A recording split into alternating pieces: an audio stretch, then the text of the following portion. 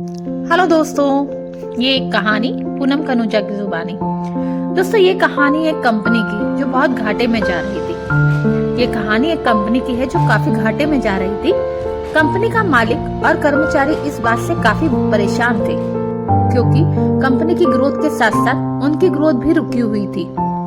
एक दिन उस कंपनी के मालिक ने उस कंपनी के गेट पर एक नोटिस लगाया जिसमें लिखा था, कल रात उस कर्मचारी की मौत हो गई जिसकी वजह से इस कंपनी की और आपकी ग्रोथ नहीं हो रही थी, और शोक मनाने के लिए हम सभी 1 घंटे में ऑडिटोरियम में मिलेंगे। ये बात सुनकर सभी कर्मचारी खुश भी हुए और थोड़ा दुखी भी थे, और हर कर्मचारी यह देखना चाहता था कि आखिर वह व्यक्ति था कौन। 1 घंटे बाद सभी कर्मचारी ऑडिटोरियम में पहुंचे।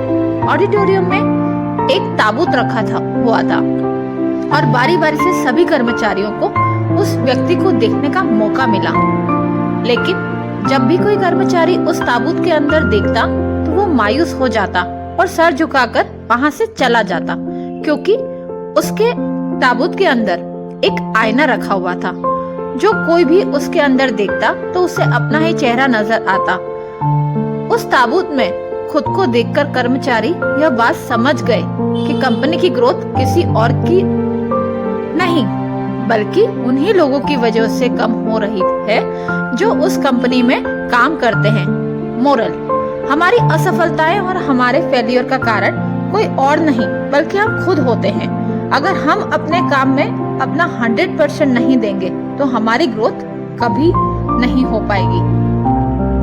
याद रखिए दोस्तों, कामचोरी किसी भी इंसान को लाइफ में कभी भी आगे नहीं बढ़ा सकती।